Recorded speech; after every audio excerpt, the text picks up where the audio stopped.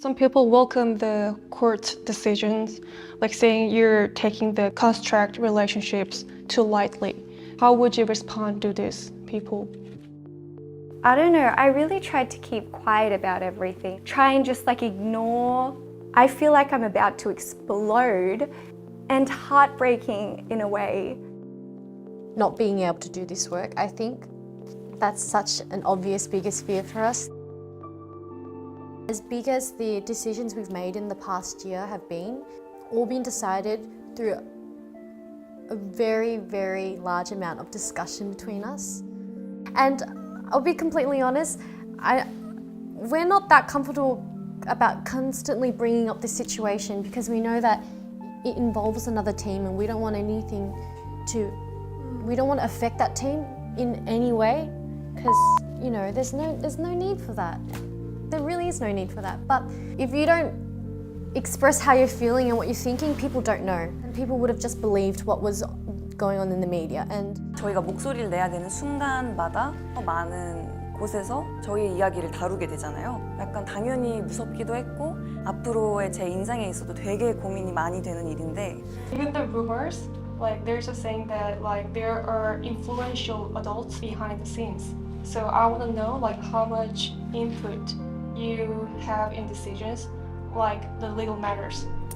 because we're really young, in a way, that's an easy way to kind of devalue the fact that we are actually trying to do something about this issue.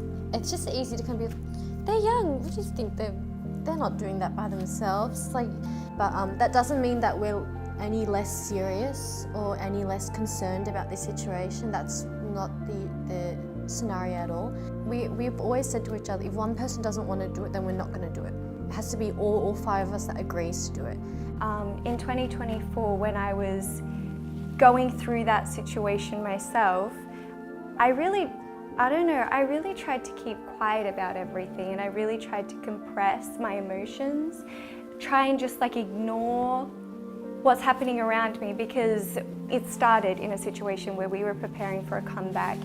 But it came to a point where I feel like I'm about to explode inside and heartbreaking in a way. I was obviously expecting the alternative results, but yeah, so I think it was a moment where we were all really just kind of in shock. And 어떤 사람들은 저희가 되게 유명하고 뭔가 뭐든지 하고 싶은 대로 다 할 수 있고 말하고 싶은 거 다 할 수 있는 그런 위치라고 그렇게 생각하고 계신 분들 충분히 있을 거라고 생각을 해요. 저희가 되게 참다가 이제 겨우 저희가 겪은 부조리함에 대해서 목소리를 냈는데 지금 솔직히 사회적으로 봤을 때 상황이 저희한테 유리하게 흘러가고 있진 않잖아요. 근데 그 상황 자체가 저는 그 사실을 말해준다고 생각하거든요. 저희는 엄청나게 용기를 내서 말을 한 거거든요. I guess we just really wanted to be able to work and to be able to do the work that we love without these misleading and false lies getting in the way. Not being able to do this work, I think that's such an obvious biggest fear for us. That's why we're pushing forward. But it is something that, is in the back of my mind because anything's possible.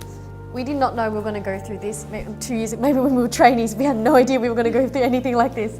But we don't know what's in the future. And maybe there might be a case where we're not able to work. And that is something that we want to avoid because that is, I wouldn't say fear, but it's just we in any way possible, we don't want to fall down that road.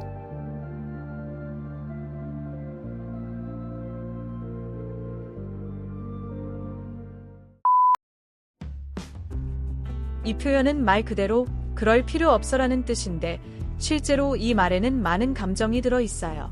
누군가 너무 심한 말을 하거나 불필요하게 화를 내거나 굳이 그런 행동까지는 안 해도 될 때 부드럽게 말리는 표현이에요. 예를 들어 친구가 서비스 안 좋았다고 직원한테 엄청 짜증 내고 있다면 그럴 땐 이렇게 말할 수 있죠.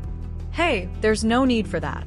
굳이 그럴 필요까지는 없잖아 라는 말이에요.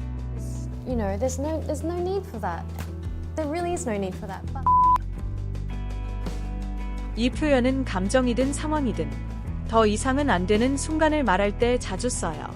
이제는 도저히 안 되겠더라. 혹은 결정적인 순간이 왔어. 이렇게 해석하면 딱 맞아요. 다시 말해, 어떤 상황이 점점 쌓이다가 결정적인 순간, 즉 변화, 폭발, 결단, 전환이 일어나는 그 지점을 말해요. 예를 들어, 싸움이 점점 커지다가 결국 터질 때 It came to a point where we couldn't even talk anymore. 서로 말조차 못하게 된 순간이 왔어. 이렇게 말할 수 있죠. 혹은 인내심이 바닥났을 때 It came to a point where I just had to quit. 결국 나 그냥 그만둬야겠더라 라는 뜻이 됩니다. It came to a point where like I feel like I'm about to explode inside and heartbreaking in a way.